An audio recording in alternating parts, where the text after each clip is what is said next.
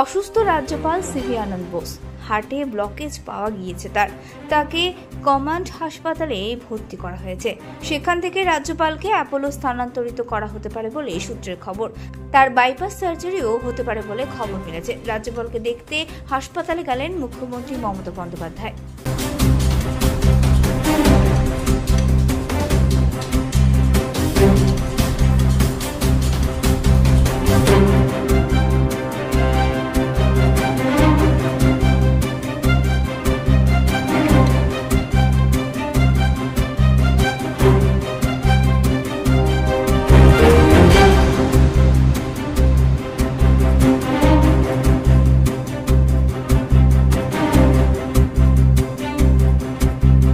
হঠাৎ করে ভর্তি হয়েছে, ওনার শরীরটা খারাপ।